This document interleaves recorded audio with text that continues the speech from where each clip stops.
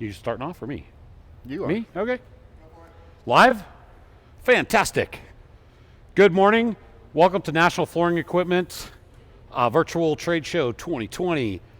This segment, we are going to focus on some blade training, and the most important thing is we're super excited about the launch of National Flooring Equipment's patented guillotine blades. What is a guillotine blade is the question I'm hearing from the audience, which reminds me, you guys can live chat in any questions. Even if you get ahead of me, it's great to go ahead and chat the questions if you want to know the difference between a razor blade and a 1-inch blade, or any other question you might have. If you open up National's catalog or go online, we have an extensive blade options. And why is that? Because there's a blade for everything. It's kind of like a mechanic that goes to his toolbox. He has lots of tools. He doesn't need them for every job, but you have to have the right tool for the job. That's kind of what this segment is about, other than the excitement about the product launch of our guillotine blades. This is what a guillotine blade looks like. And I'm sorry, let me introduce my friend and colleague, Tom Griffin. He's going to be running back and forth between the camera. Good morning. Holding stuff up and helping me, and I'm going to be helping him. So it's the two of us this morning. Obviously, we were hired for our incredibly good looks. Yep. So Tom, will you show them what a regular blade looks like? Yep. Versus a guillotine. Versus a guillotine, and then we're going to talk about why the guillotine blade is so exciting and how it works so well. That's right. So what we're looking at here in my right hand is a traditional blade, and then in my left hand we have our new patent pending guillotine blades.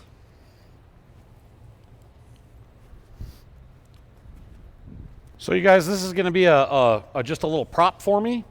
We're gonna talk about what typically happens on a job, especially with a rental customer or a first-time user. Because of the way our brains are designed, they take the machine and they run it right into the material and try to take it up. That's fantastic. Oh dear. I think it's prize time. Is it a prize time? Prize time! Oh no! We're working on it. We're experiencing technical difficulties. I mean, technically, if the Grinch really stole Christmas, can he really bring joy with a confetti cannon? Hey, watch where you're pointing that thing. Yes!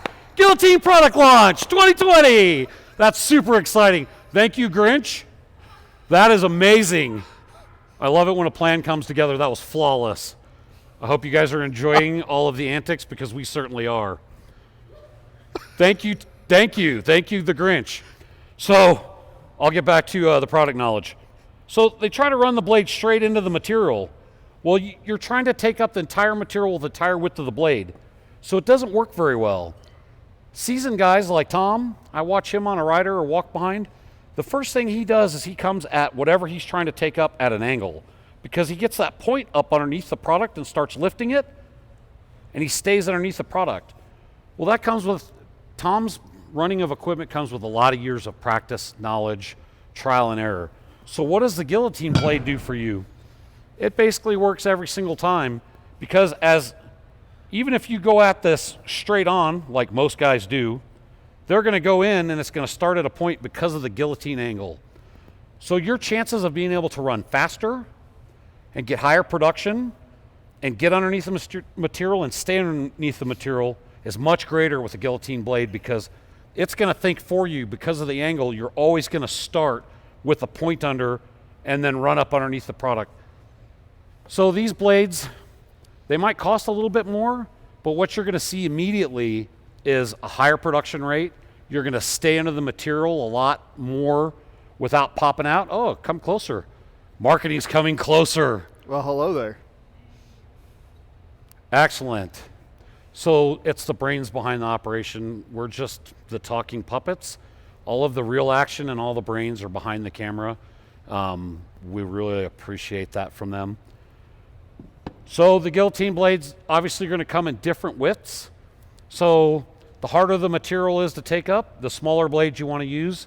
The less it's bonded to the floor, you can use a longer guillotine blade to get more production. We're also offering them in 2 different thicknesses right now. Correct. So we're looking at a thinner, which is the .094, and a thicker .187 blade. If I can get them off here. I can actually probably hold these up here to the camera so you can see the different thicknesses of the Thanks, blades. Tom. And these thicknesses are offered in both widths of the guillotine blade.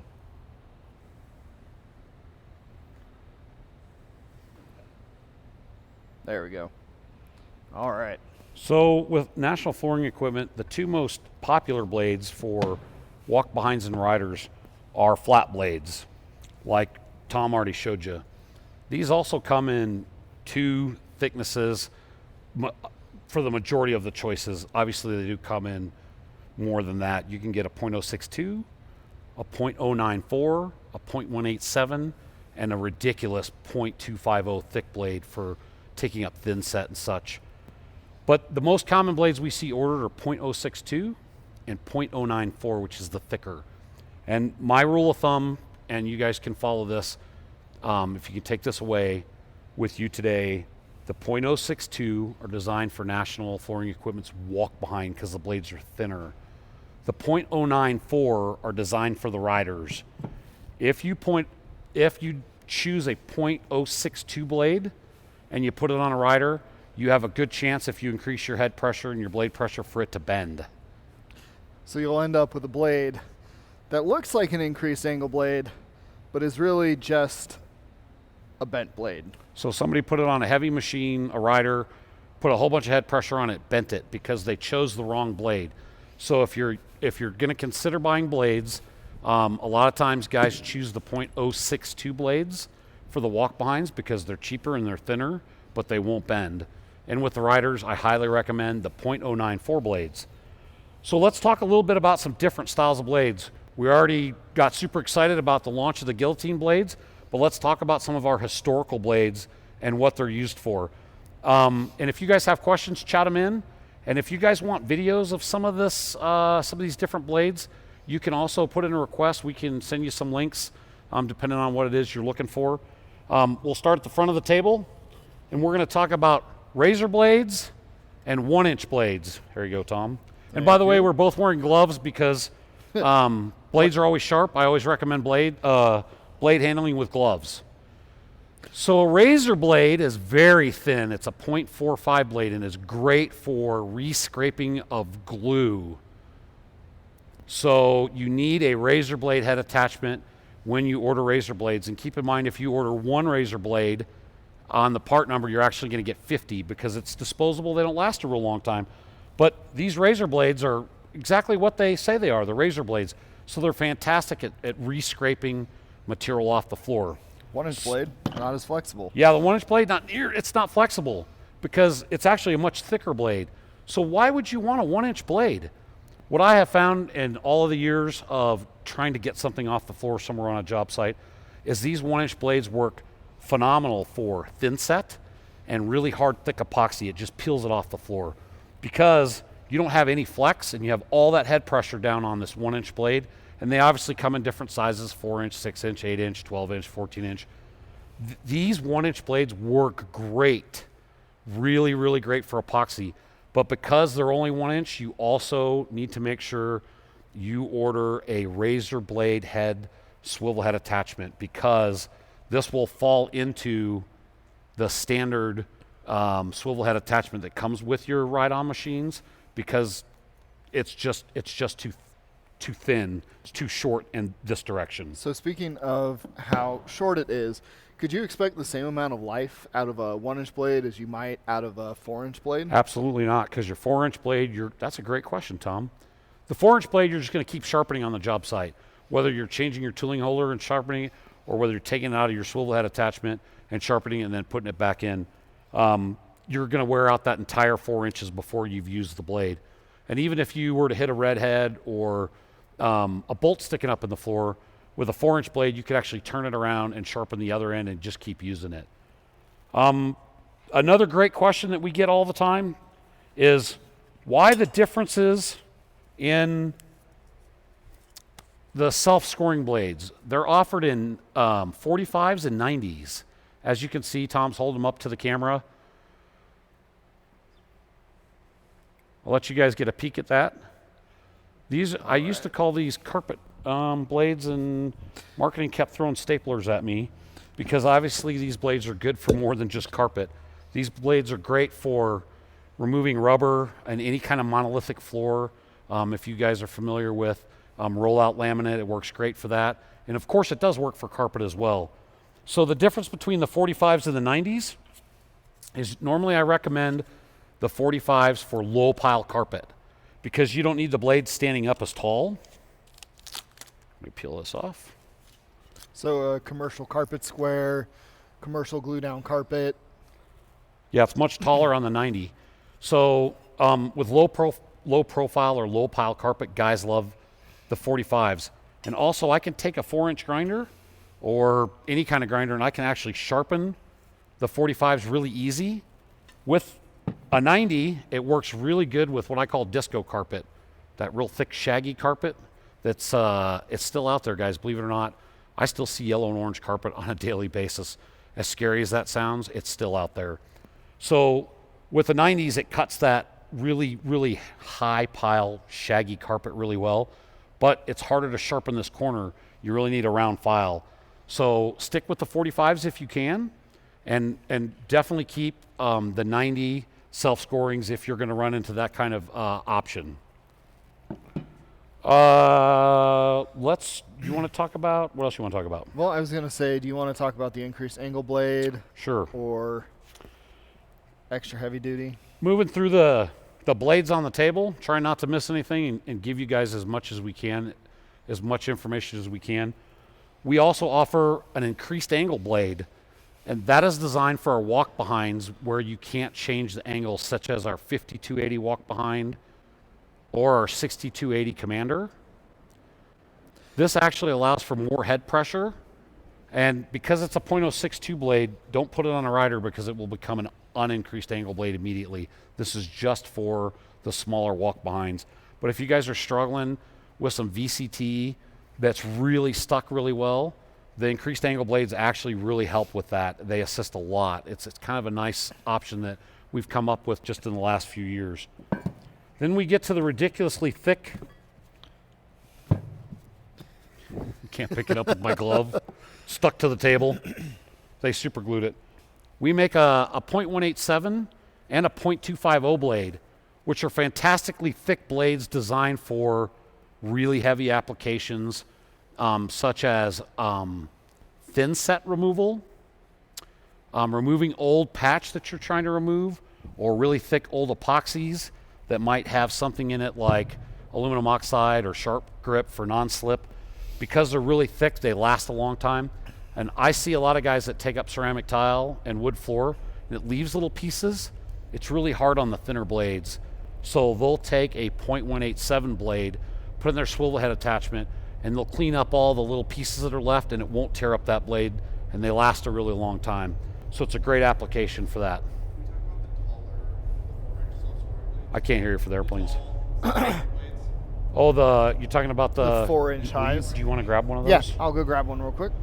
So there's a question about our super tall, ridiculously funny looking self-scoring blades, and they're designed for a specific purpose called, here comes Tom with a blade. We're gonna talk about double stick carpet. Normally when someone says double stick carpet, I run away as fast as I can. Other contractors don't run away, but they charge a lot.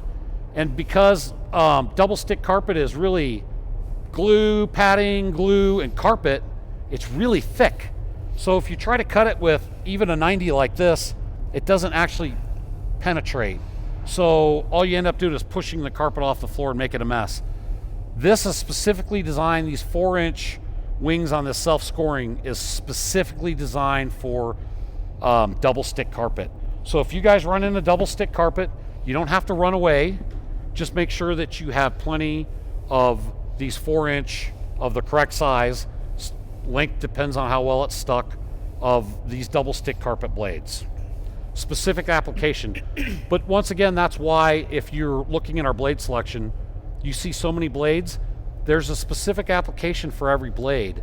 So if you can match up the blade for the application, your job's gonna go much faster, much more efficient, and you're gonna get it done quicker. And don't think that you guys have to memorize all of this today. You know, that's what Dave's here for. That's what I'm here for. That's what our customer service team in Minnesota, we're all here for you guys. So if you're on a job site, what you have isn't already working well, or you're already, you're prepping for a job, reach out to us, give us a call, and we're here to help guide you through all of these different tooling options. That's great, Tom. You're exactly right. Anybody out there watching, if they know me, my phone's on 24/7. You guys can reach out to me at any time, nights, holidays, weekends. Seriously, unless I'm on an airplane, and as of late, there's no airplane flying for me or most of the world. So if you dial my digits, I'm going to answer the phone. It's really nice to have that availability. National really takes pride in their service after the sale. A lot of people out there just want to take your money, and then they don't want to have anything to do with you. National's here for you before the sale, during the sale, and then after the sale for any kind of support you guys need. So if you guys want my phone number or anybody else's phone number, just chat in. We'll make sure you get that information. Yep.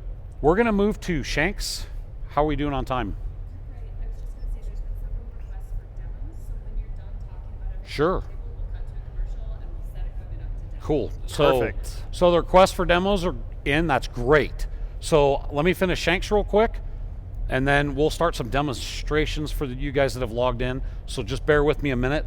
We're going to talk real quick about two shanks that National offers, and these shanks are carbide tipped, and these are designed for ceramic tile. It's what you have to take up ceramic tile.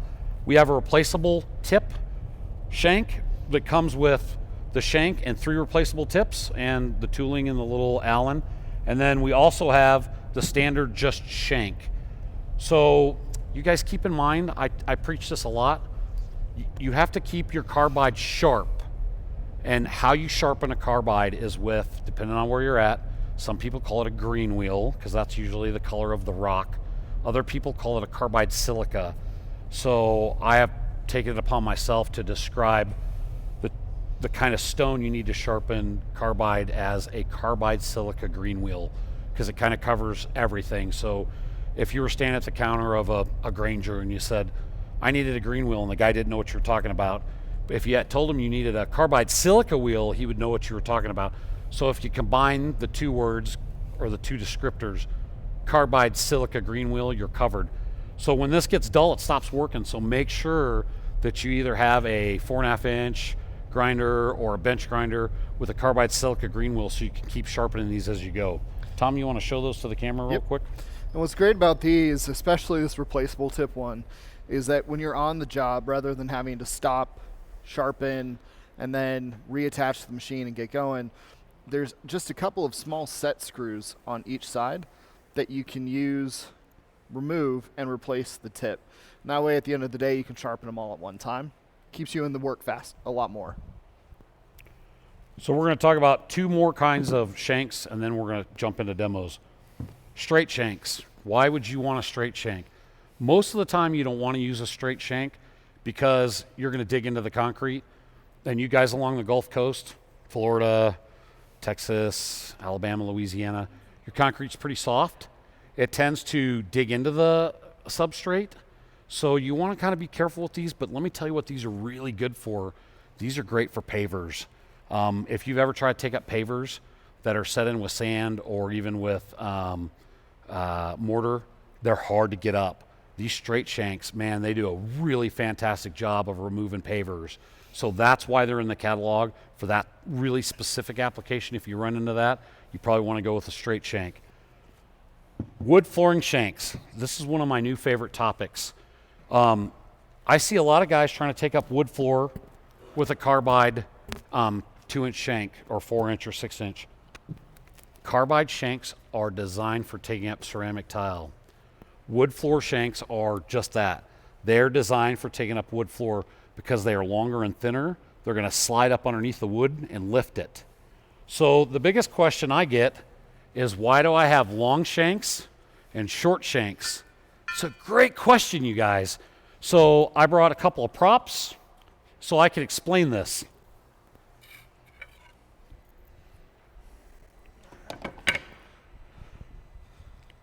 So I'm going to choose a short shank when I'm taking up short wood floor. See how narrow this is? This is narrow. So I'm going to slide up underneath it, and then the shank itself right here is going to start to lift it up. What doesn't work very well is if I have a really long shank and I have narrow flooring I'm taking up, look how many I would have before it started lifting it. So I'm trying to lift up too much wood floor. This is solid oak. You guys, if you think you're going to lift 5 of these that are glued down to the floor or stapled or whatever, good luck. You really don't want to use a long shank. You want the short shank to slide under one, start sliding under the second one, and start lifting this one up. So you want a long shank, and this isn't really wood floor, but this is what I could find for quick reference. If you're taking up wide wood floor, you'd want to slide up underneath almost all the way and start lifting it up. Where you guys could see if I used a short shank for this and I went to start, I would just basically crumble the wood and start making a big mess. You want to lift up as much of a solid piece as you can for cleanup. So short shank for narrow wood floors and long shanks, wood floor shanks, for wider wood floors. That's the rule. If you were attacking a wood floor, even with one of our riders, would you still cross-cut across the planks beforehand? I certainly would. If you guys are trying to take up solid oak, 3/4 inch wood floor, it's tongue and groove, so the whole floor is locked together. It's the same reason why you use a self-scoring blade for carpet. You don't want to roll all the carpet or push it up into a pile. It's too hard to move, and it's too hard to move that much carpet. So you want to cut it in strips. Wood floor, we have scarifiers equipped with drums for cutting with blades on them that also have a vacuum attachment so you can stay in compliance. You definitely need to score your wood floor before you take it up, whether it's a walk behind or a rider. Do we know what you guys they want to see specifically for demonstration? Are we looking at the guillotine blades?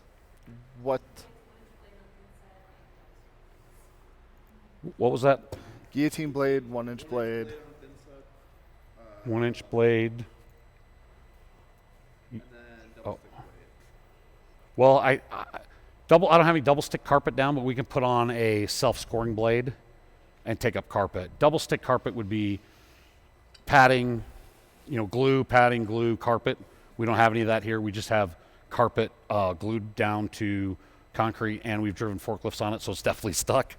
Do they want a rider or walk behind, or should we do a rider? I've got a rider with a blade already on it. Is it a guillotine? No, it's just a carpet okay. blade. Do you want to set up a guillotine blade and a swivel head for the rider? So we're going to go to a commercial for like just a minute or so, and we'll come right back live. That's just so we can move the camera back and move the table so we can actually do a demonstration. So bear with us. We'll be back in less than 2 minutes. Thanks for your patience.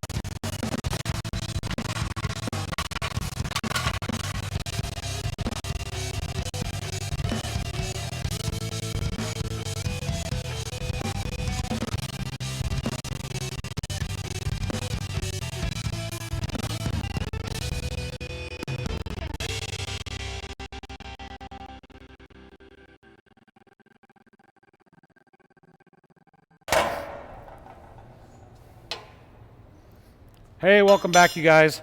All right, so I'm on a 5700 National Ride-On, and what I'm going to show you guys is this is pretty low pile carpet. So I've got a 45 self-scoring blade on it, and I'm going to take up some carpet. And why I'm doing this, Tom is going to get another machine ready with a guillotine blade and a 1-inch blade so I can show you guys how to take up Thinset. So I'm going to fire this up.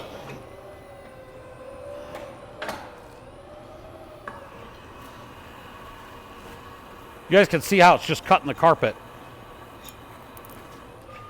And I'm going to back up to show you that not only did I cut the carpet, but pretty much most of the glue's gone. If you guys can see that, it scraped the glue up as well as the carpet. It's pretty amazing. This also makes it easier to get out of the building. So what I teach guys what to do is tic-tac-toe the carpet.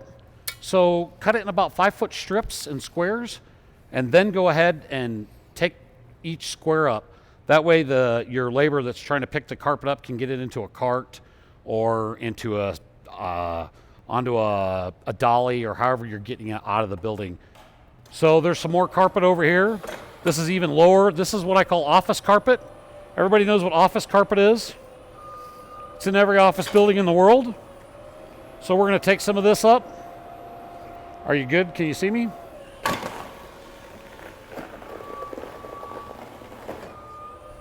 Woo!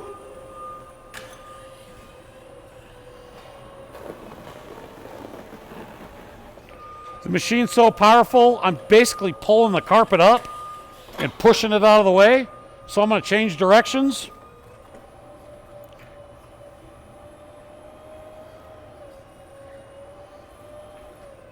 And don't worry, I won't run over your internet cord, I promise.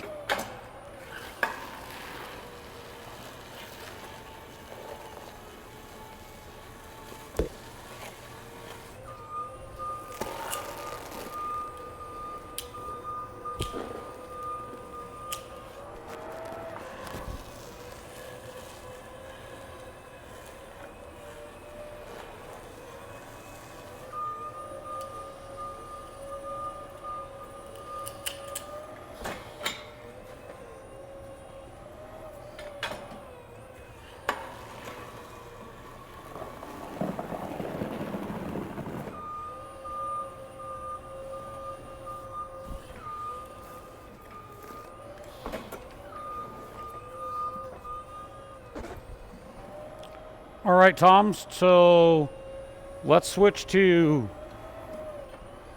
Thinset. Is that what we're going to do? Yep, I think Thinset. So guys, normally my secret and what I like to teach about removing Thinset is water. What I recommend to make this a lot easier, you're going to get more blade life. You're going to get a lot better removal by just getting a pump-up sprayer and putting some water in it. And I normally recommend, because you guys just kind of asked for this just out of the blue, this hasn't been wet for just a minute, but normally you want to wet this Thinset down, let it sit for about 30 minutes. It'll soften it right up. And it does another great thing for you is it keeps your dust down. But the biggest thing it does for you is it makes the removal much faster. So get it good and wet and let it sit for 30 minutes. We don't have 30 minutes for you guys to sit and wait for this to just be wet. So I'm just doing this for visual. But this is the key to taking up Thinset, is just some water. It makes a huge difference. We've got a 1-inch blade, which is what I think works the best for taking up Thinset out of any of our blades that we offer. Tom's put a 1-inch blade and a razor blade head swivel attachment, which just means that the shelf that the blade backs up against to is shorter, so it'll handle the 1-inch blades and the razor blades. It may not be very obvious either from the screen, but if you look, the bolt heads are actually underneath the cutting head attachment, and we do that so that when you're removing Thinset, when you're removing VCT and other things, all of that debris doesn't clog up where those bolts sit in the cutting head. So, you raise it, flip it over, you can unbolt it a lot faster when you're doing the work. You want me to do this, Tom? Yeah. All right, I'm going to jump on here so we can get through as many of these demos requests as we can.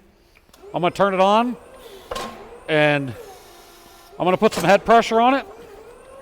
And I'm going to go slow just so you guys can see it taking it up. I can go much faster, but I'm going to try to go slow so you guys can see what I'm doing. You've got an expansion joint right there. Oh, yeah. Didn't see the joint.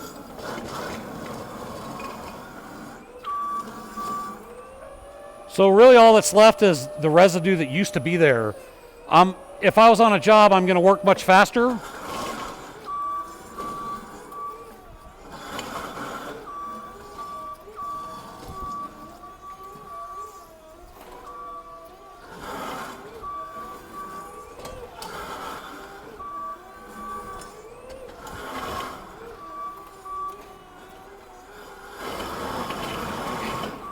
So you can see how much more dust is being created with the Thinset being unwet. There's no Thinset dry. left right there. I have scraped it right down to the concrete. The only Thinset might be in, recesses or cracks in the concrete, but I pushed all the Thinset right off the floor. This 1-inch blade works amazing for removing Thinset, which is a struggle that a lot of people have. And I didn't even wet that down. Obviously, on a big job, if I had wet that down, it would come up a lot faster and there'd be a lot less dust. Nobody wants dust. And you want to go faster, and you increase your blade life by wetting it down because it softens the Thinset up. The last demo is going to be on the guillotine. Yep, guillotine blade. I'll move this out of the way.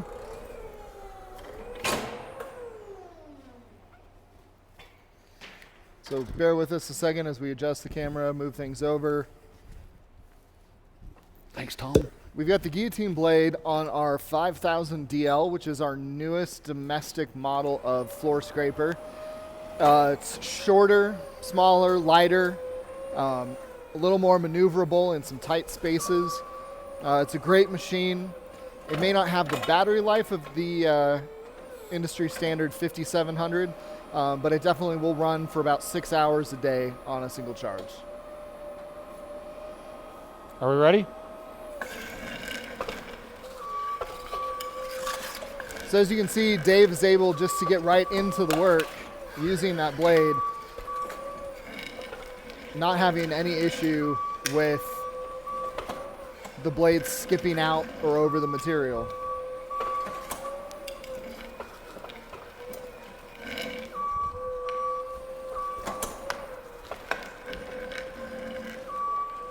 It's an amazing design blade, you guys. I love it. Because it doesn't matter where I'm hitting, this point on the right is going in first. So I'm not popping up over the material, which is a struggle you have with a lot of blades, especially when you hit a material right on the very edge.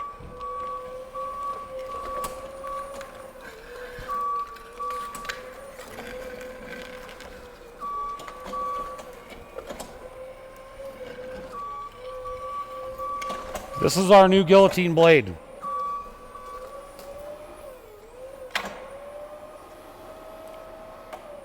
If you guys have any more questions, chat them in. I'd love to answer some more questions while we've got everybody online. I really appreciate Tom's help. Thanks for tuning in. Let us know if there's anything else that we can demo or discuss. We have tons of flooring down here. This is a great opportunity for you guys to see this equipment in action, or blades, shanks. We also have a writer session later today. So tune back in this afternoon. I believe that's at 1 p.m. Mountain Standard Time, where we're going to be removing all of this flooring using all of the various writers we have, talking about the differences between them. Yep, so next session, 1 p.m., serial number 1. It's going to be exciting. Oh, yeah. Even I didn't know that. So you are going to want to see this. Serial number 1 at 1 p.m.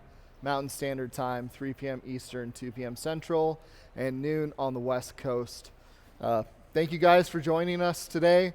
If you got any questions, don't hesitate to reach out, and we hope to see you back later today. Happy holidays. Thanks. Thanks guys.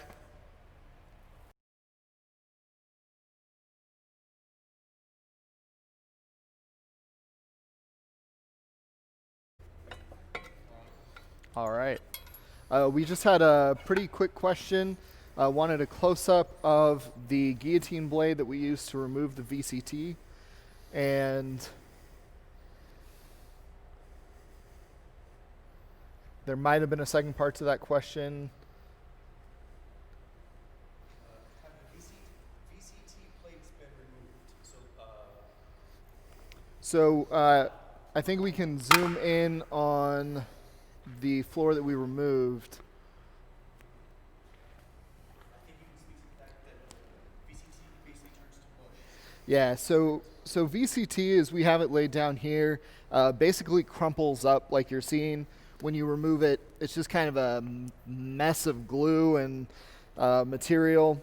There's nothing left on the concrete, maybe a little bit of residue, which you could use a razor blade head to come back through and do a rescrape if necessary. Ghosting, as you can see here, the VCT hasn't really been down very long, but it is leaving ghosting on the concrete. Yeah, it's probably only been down for 6 months. And that's just part of the nature of having glued down material on concrete. If you wanted to get rid of that, you'd have to do some other surface prep option, shot blasting or grinding, to actually remove that top layer of the concrete. Does that answer questions? All right. Well, we really appreciate the question. Thank you. And we'll see you later today. Thank you, Thanks so Tom. much. Thanks, Tom.